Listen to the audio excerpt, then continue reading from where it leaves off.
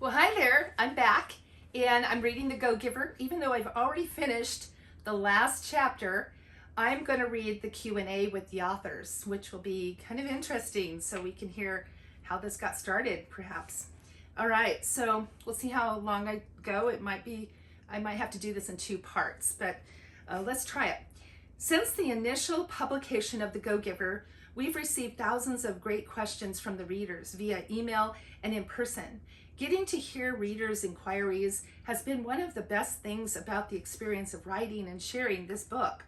Here are some of the most frequent questions we are asked, along with the best effort in answering them. How did the two of you come to collaborate in writing this book? Bob, this is the authors, Bob Berg and David Mann. Bob had been a top sales professional and speaker. John, an educator and a successful entrepreneur. Both were published authors. We met when John edited some of Bob's writings, and we discovered that although our backgrounds were quite different, Bob was formerly a Golden Gloves boxing champion. John was a concert cellius. And our values and views on how the world works were completely in sync. How did the story come together? Bob had the idea of writing a parable titled The Go-Giver and brought it to John along with a few dozen pages of notes and drafted scenes. The central idea, the power of being a giving person and adding value to others' lives, resonated strongly with both of us. We let the story unfold from there. Once we got rolling, John would sketch out a scene or chapter, email it to Bob, and we would get on the phone and jam on it together. Sometimes we had a hard time remembering who came up with which line. Where did the 5 laws come from? The principles Pindar teaches Joe were drawn from our experiences and observations in business and in life, and from the wisdom and experience of teachers too numerous to count. They didn't originate with any one particular teacher, school, religion, or philosophy, and certainly are not original with us. They're an integral part of what it means to be a human being. We didn't have these 5 laws worked out when we started writing, or even know there would be 5. When we got to the end, we were surprised and excited at how the 5th law emerged as Joe was.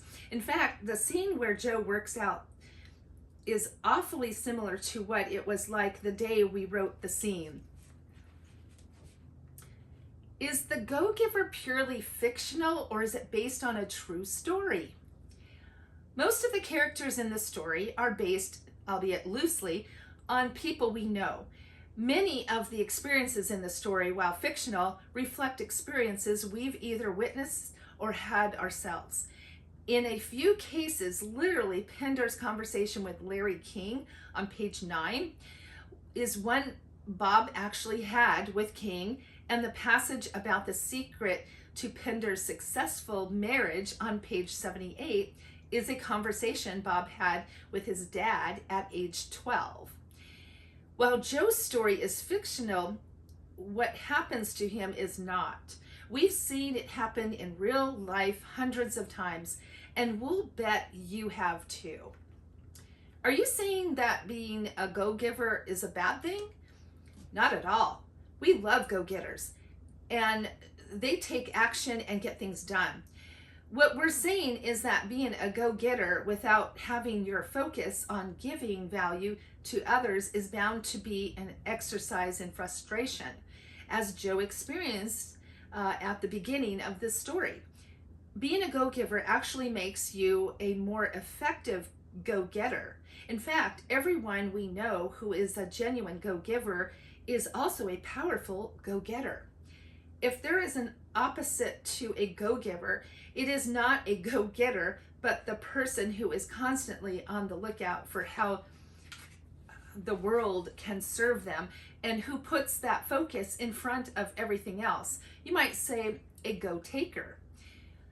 Is the moral of this story that nice guys, gals finish first? It's not about being nice. Being a nice, genuinely kind person is great in itself, and it helps build strong relationships, but it won't necessarily make you successful. There are plenty of people who are nice, yet who are also struggling financially.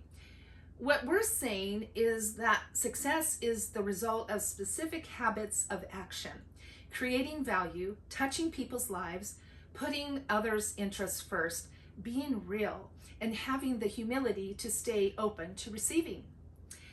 I've always given to charities. Does that make me a go-giver? This is a tricky one.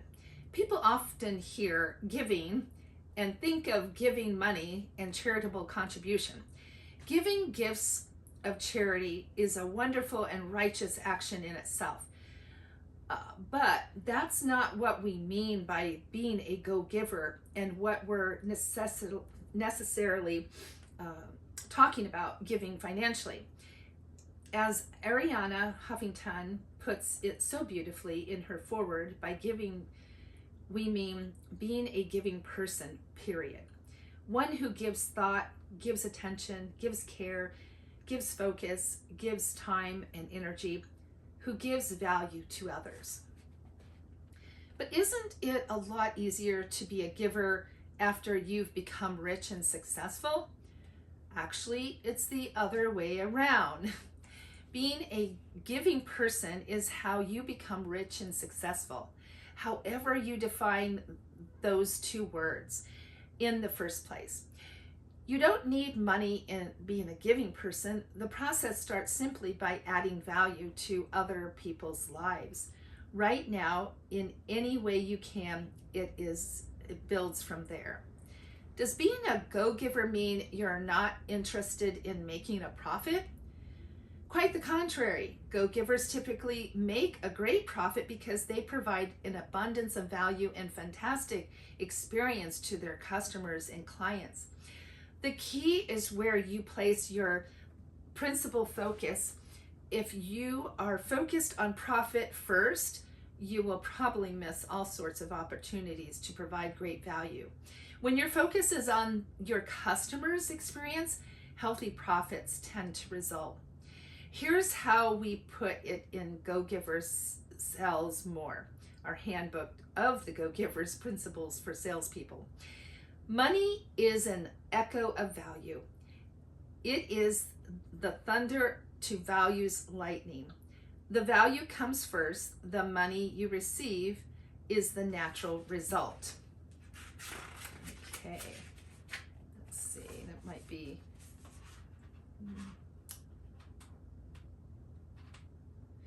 yeah. So I will stop right there. Don't want to make it too long for you. And I will come back again. Okay, bye.